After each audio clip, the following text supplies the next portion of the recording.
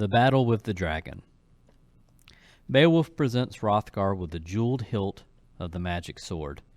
In recognition of Beowulf's heroic services to Denmark, Hrothgar proclaims the Danes and the Geats to be allies. The following morning, Beowulf sets sail for Geatland. After he arrives in his homeland, he meets with his uncle Hygelac, the king, to recount the slayings of the monsters and to convey Hrothgar's pledge of friendship. Afterwards, in the time when Hygelac was dead, and Herdred, his son, who ruled the Geats after his father, had followed him into darkness, killed in battle with the Swedes, who smashed his shield, cut through the soldiers surrounding their king. Then, when his one son was gone, Beowulf ruled in Geatland, took the throne he refused once, and held it long and well. He was old with years and wisdom, 50 winters a king, when a dragon awoke from its darkness in dreams and brought terror to his people. The beast had slept in a huge stone tower with a hidden path beneath. A man stumbled on the entrance, went in, discovered the ancient treasure, the pagan jewels and gold the dragon had been guarding, and dazzled and greedy, stole a gem-studded cup and fled. But now the dragon hid nothing, neither the theft nor itself. It swept through the darkness, and all Geatland knew its anger. But the thief had not come to steal. He stole and roused the dragon, not from desire but need. He was someone's slave, had been beaten by his masters, had run from all men's sight, but with no place to hide. Then he found the hidden path and used it. And once inside, seeing the sleeping beast, staring as it yawned and stretched, not wanting to wake it, terror-struck, he turned and ran for his life, taking the jeweled cup. All right, so some time has passed, Beowulf has defeated Grendel and Grendel's mother. He returns to Geatland, and some time has passed, and Beowulf eventually becomes the king. And now 50 years have passed at this point. So let's just assume that Beowulf is probably in his 80s at this point, and he's been the king of Geatland for 50 years. And it's been a peaceful time, but now a dragon who lives in a cave full of treasure has been awakened by a thief that has come in and stole one of its pieces of treasure, and now the dragon is going to get revenge.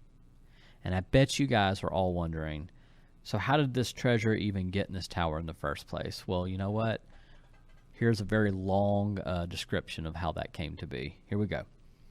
That tower was heaped high with hidden treasure stored there years before by the last survivor of a noble race.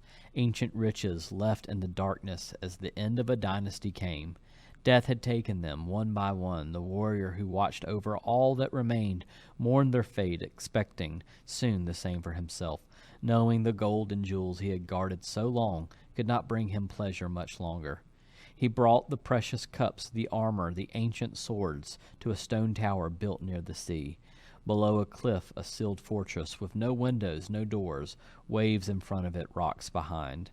Then he spoke, "Take these treasures, earth, now that no one living can enjoy them. They were yours in the beginning, allow them to return. War and terror have swept away my people, shut their eyes to delight and to living, close the door to all gladness. No one is left to lift these swords, polish these jeweled cups. No one leads, no one follows. These hammered helmets, worked with gold, will tarnish and crack. The hands that should clean and polish them are still forever. And these mail shirts, worn in battle once while swords crashed and blades bit into shields and men, will rust away like the warriors who owned them. None of these treasures will travel to distant lands following their lords. The harp's bright song, the hawk crossing through the hall on its swift wings, the stallion tramping in the courtyard, all gone, creatures of every kind and their masters hurled to the grave." And so he spoke sadly of those long dead and lived from day to day, joyless, until at last death touched his heart and took him too. And a stalker in the night, a flaming dragon, found the treasure unguarded. He whom men fear came flying through the darkness wrapped in fire, seeking caves and stone-split ruins, but finding gold. Then it stayed, buried itself with heathen silver and jewels it could neither use nor ever abandon. So mankind's enemy, the mighty beast, slept in those stone walls for hundreds of years. A runaway slave roused it, stole a jeweled cup, and bought his master's forgiveness, begged for mercy, and was pardoned when his delighted lord took the present he bore, turned it in his hands, and stared at the ancient carvings. The cup brought peace to a slave, pleased his master, but stirred a dragon's anger. It turned hunting the thief's tracks, and found them, saw where its visitor had come and gone. He survived, had come close enough to touch its scaly head, and yet lived, as it lifted its cavernous jaws through the grace of Almighty God and a pair of quiet, quick-moving feet. The dragon followed his steps, anxious to find the man who robbed it of silver and sleep, and circled around and around the tower, determined to catch him, but could not. He had run too fast. The wilderness was empty. The beast went back to its treasure, planning a bloody revenge, and found what was missing, saw what thieving hands had stolen. Then it crouched on the stones, counting off the hours till the Almighty's candle went out, and evening came, and wild with anger, it could fly burning across the land, killing and destroying with its breath. The sun was gone, and its heart was glad. Glowing with rage, it left the tower, impatient to repay its enemies. The people suffered. Everyone lived in terror, but when Beowulf had learned of their trouble, his fate was worse and came quickly. Vomiting fire and smoke, the dragon burned down their homes. They watched in horror as the flames rose up. The angry monster meant to leave nothing alive, and the signs of its anger flickered and glowed in the darkness, visible for miles, tokens of its hate and its cruelty spread like a warning to the Geats who had broken its rest. Then it hurried back to its tower, to its hidden treasure, before dawn could come. It had wrapped its flames around the Geats. Now it trusted in stone walls and its strength to protect it, but they would not.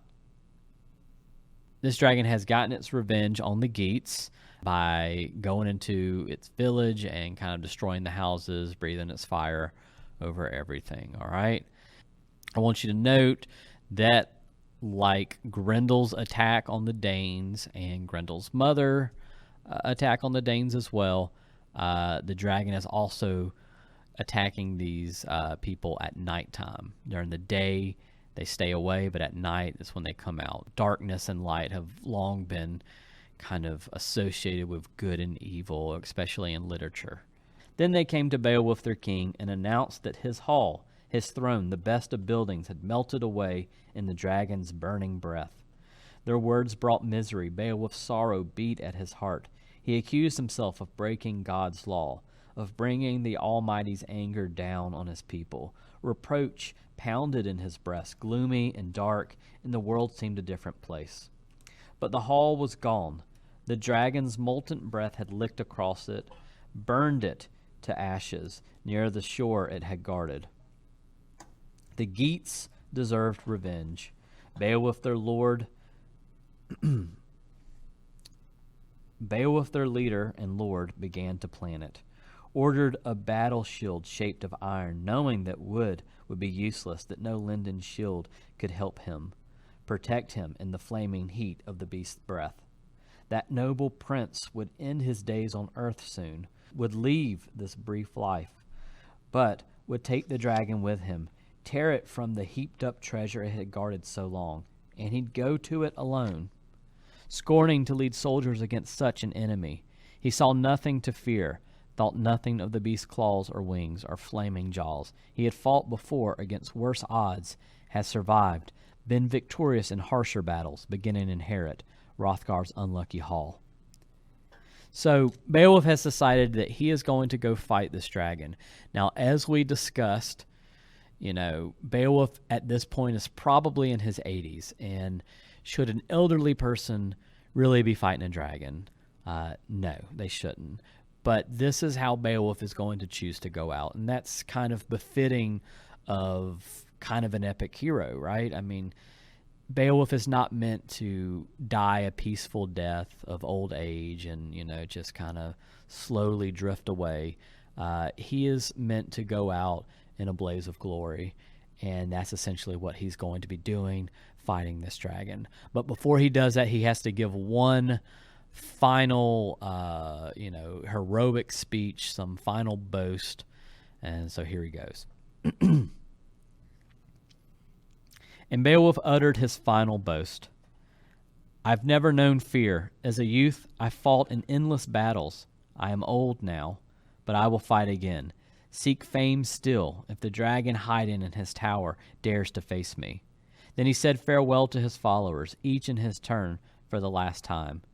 I'd use no sword, no weapon, if this beast could be killed without it, crushed to death like Grendel, gripped in my hands and torn limb from limb. But his breath will be burning hot. Poison will pour from his tongue. I feel no shame, with shield and sword and armor against this monster. When he comes to me, I mean to stand, not to run from his shooting flames. Stand till fate decides which of us wins. My heart is firm, my hands calm. I need no hot words. Wait for me close by, my friends. We shall see soon who will survive this bloody battle. Stand when the fighting is done. No one else could do what I mean to. Here, no man but me could hope to defeat this monster. No one could try. And this dragon's treasure, his gold and everything hidden in that tower, will be mine. Or war will sweep me to a bitter death. Then Beowulf rose, still brave, still strong, and with his shield at his side and a mail shirt on his breast, strode calmly, confidently towards the tower, under the rocky cliffs.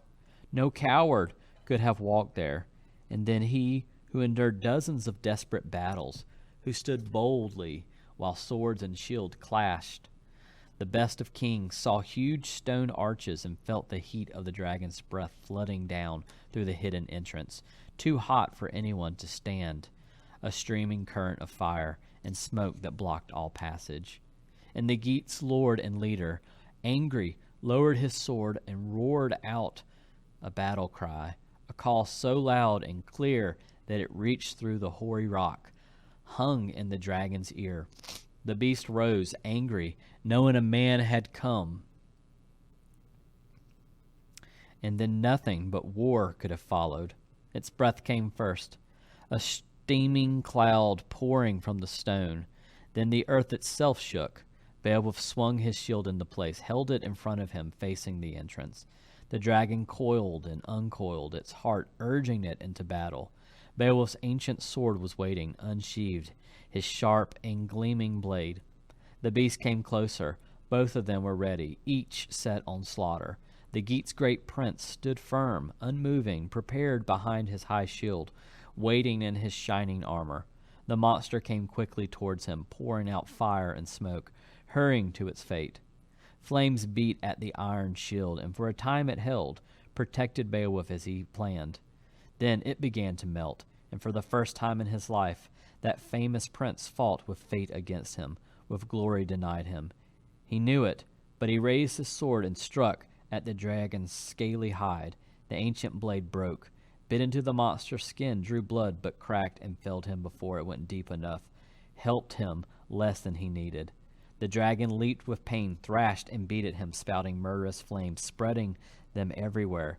And the Geats' ring-giver did not boast of glorious victories in other wars. His weapon had failed him, deserted him now when he needed it most.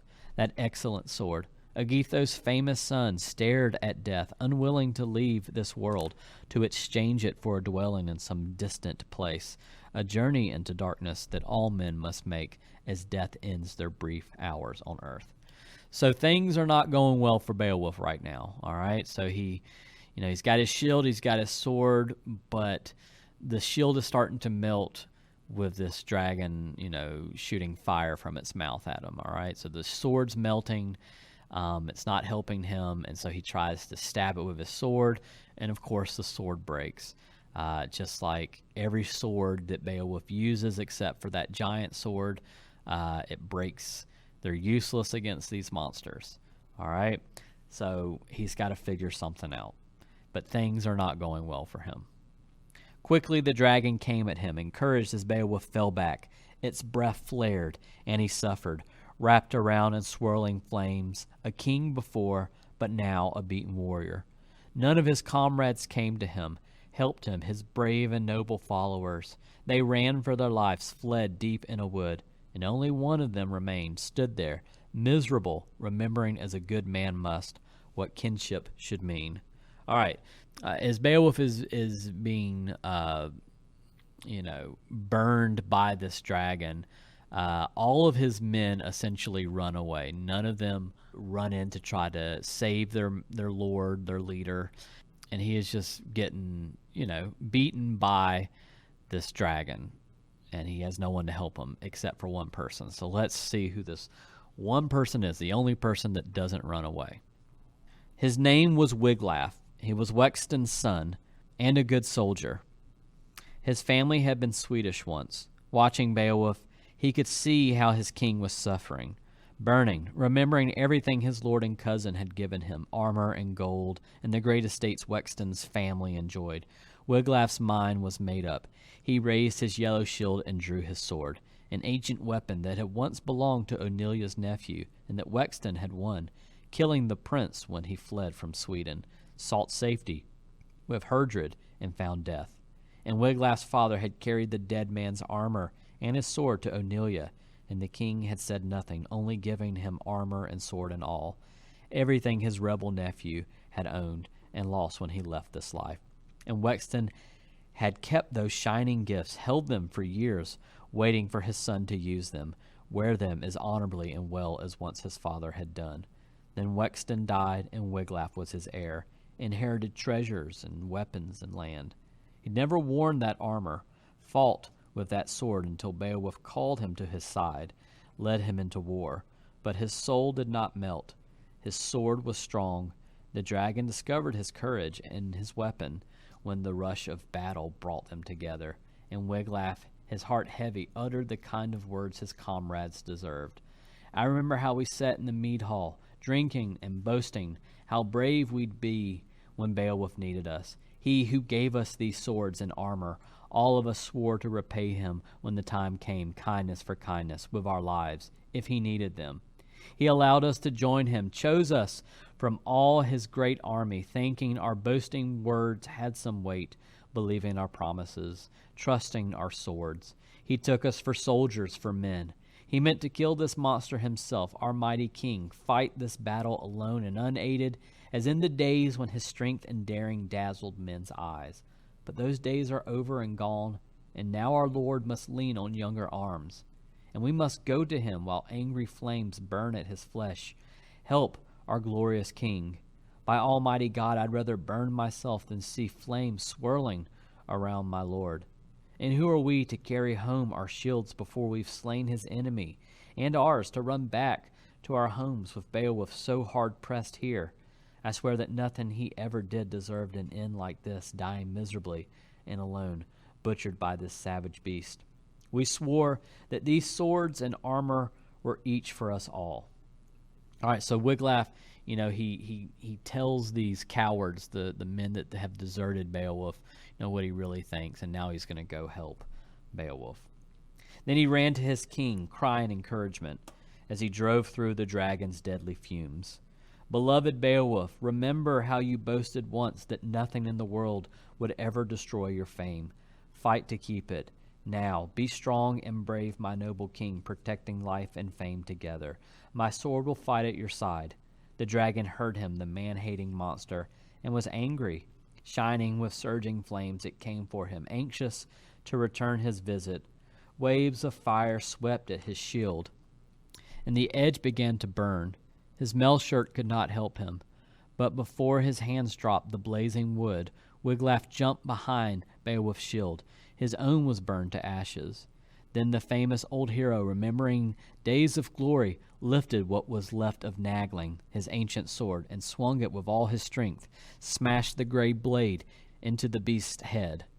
But then Nagling broke to pieces, as iron always had in Beowulf's hands. His arms were too strong. The hardest blade could not help him, the most wonderfully worked. He carried them to war, But fate had decreed that the Geats' great king would be no better for any weapon. Then the monster charged again, vomiting fire, wild with pain, rushed out, fierce and dreadful, its fear forgotten. Watching for its chance, it drove its tusk into Beowulf's neck. He staggered, the blood came flooding forth, fell like rain. And then when Beowulf needed him most, Wiglaf showed his courage, his strength and skill, and the boldness he was born with. Ignoring the dragon's head, he helped his lord by striking lower down. The sword sank in. His hand was burned, but the shining blade had done its work. The dragon's belching flames began to flicker and die away. And Beowulf drew his battle-sharp dagger. The blood-stained old king still knew what he was doing. Quickly, he cut the beast in half, slit it apart. It fell. Their courage had killed it. 2 noble cousins had joined in the dragon's death. Yet what they did, all men must do when the time comes. The triumph was the last Beowulf would ever earn, the end of greatness and life together. The wound in his neck began to swell and grow. He could feel something stirring, burning in his veins, a stinging venom, and knew the beast's fangs had left it. He fumbled along the wall, found a slab of stone, and dropped down. Above him he saw huge stone arches and heavy posts, holding up the roof of that giant hall. Then Wiglaf's gentle hand bathed the blood-stained prince, his glorious lord weary of war, and loosened his helmet. All right, so they're able to finally defeat this dragon by Wiglaf stabbing the dragon, I guess, in his throat, which prevents him from breathing fire. And once the flames stop, Beowulf is able to cut the dragon in half with his dagger. But unfortunately, before all that happened, the dragon was able to stab Beowulf with his tusk and now has poisoned him, and Beowulf is about to die. All right, but before he dies, he needs to give one last speech, okay? Beowulf spoke in spite of the swollen, livid wound, knowing he unwound his string of days on earth, seen as much as God would grant him. All worldly pleasure was gone, as life would go soon. I'd leave my armor to my son now if God had given me an heir, a child born of my body, his life created from mine. I've worn this crown for 50 winters. No neighboring people have tried to threaten the Geats, sent soldiers against us, or talked of terror. My days have gone by as fate willed, waiting for its word to be spoken, ruling as well as I knew how, swearing no unholy oaths, seeking no lying wars. I can leave this life happy. I can die here knowing the Lord of all life has never watched me wash my sword in blood born of my own family. Beloved Wiglaf, go quickly. Find the dragon's treasure. We've taken its life, but its gold is ours, too. Hurry.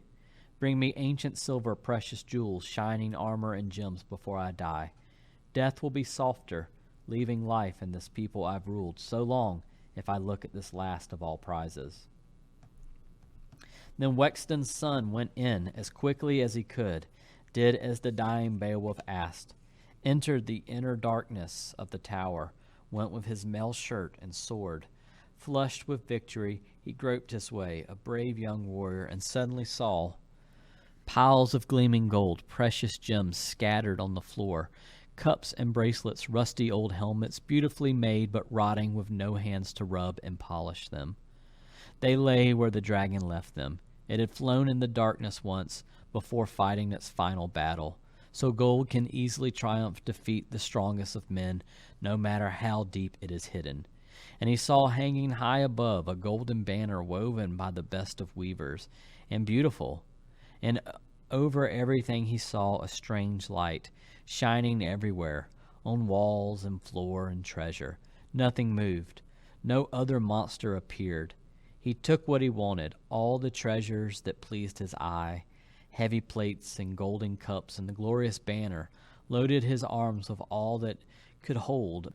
Beowulf's dagger, his iron blade, had finished the fire-spitting terror that once protected tower and treasure alike. The gray-bearded lord of the Geats had ended those flying, burning raids forever. Then Wiglaf went back, anxious to return while Beowulf was alive, to bring him treasure they'd won together. He ran, hoping his wounded king, weak and dying, had not left the world too soon. Then he brought their treasure to Beowulf and found his famous king, bloody, gasping for breath. But Wiglaf sprinkled water over his lord, until the words deep in his breast broke through and were heard. Beholding the treasure, he spoke haltingly. For this gold, these jewels, I thank our Father in heaven, ruler of the earth, for all of this, that his grace has given me, allowed me to bring to my people while breath still came to my lips. I sold my life for this treasure, and I sold it well. Take what I leave, Wiglaf, lead my people. Help them. My time is gone. Have the brave Geats build me a tomb when the funeral flames have burned me, and build it here at the water's edge, high on this spit of land, so sailors can see this tower and remember my name, and call it Beowulf's Tower, and boats in the darkness and mists crossing the sea will know it. Then the brave king gave the golden necklace from around his throat to Wiglaf, gave him his gold-covered helmet, and his rings, and his mail shirt, and ordered him to use them well. You're the last of all our far-flung family. Fate has swept our race away, taken warriors and their strength, and led them to the death that was waiting, and now I follow them. The old man's mouth was silent, spoke no more. He had said as much as it could. He would sleep in the fire soon. His soul left his flesh, flew to glory. So Beowulf dies, but before he does, he tells Wiglaf that it's up to him to lead his people, because he being the last of his brave men, the only one that didn't run away, that now it's up to Wiglaf to be the king of the Geats and be the example of what a true warrior is. And when the battle was over, Beowulf's followers came out of the wood, cowards and traitors, knowing the dragon was dead, afraid while it spit its fires to fight in their lord's defense, to throw their javelins and spears. They came like shamefaced jackals, their shields in their hands, to the place where the prince lay dead, and waited for Wiglaf to speak. He was sitting near Beowulf's body, wearily sprinkling water in the dead man's face, trying to stir him. He could not. No one could have kept life in their lord's body, or turned aside the Lord's will. World and men and all move as he orders, and always have, and always will. Then Wiglaf turned and angrily told them what men without courage must hear. Wexton's brave son stared at the traitors, his heart sorrowful, and said what he had to. I say what anyone who speaks the truth must say.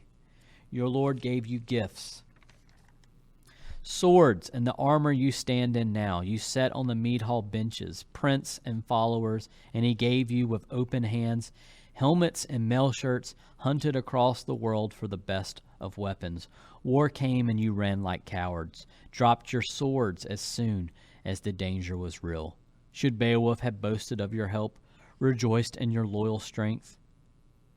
With God's good grace he helped himself, swung his sword alone, won his own revenge. The help I gave him was nothing, but all I was able to give. I went to him knowing that nothing but Beowulf's strength could save us, and my sword was lucky, found some vital place and bled the burning flames away. Too few of his warriors remembered to come when our Lord faced death alone, and now the giving of swords, of golden rings, and rich estates is over, ended for you and everyone who shares your blood. When the brave Geats hear how you bolted and ran, none of your race will have anything left but their lives, and death would be better for them all, and for you, than the kind of life you can lead, branded with disgrace. So now all those men are going to essentially live in shame, and their families as well, because of their cowardice. All right, last part, the funeral fire. A huge heap of wood was ready, hung around with helmets and battle shields and shining mail shirts, all as Beowulf had asked. The bearers brought their beloved lord, their glorious king, and weeping, laid him high on the wood.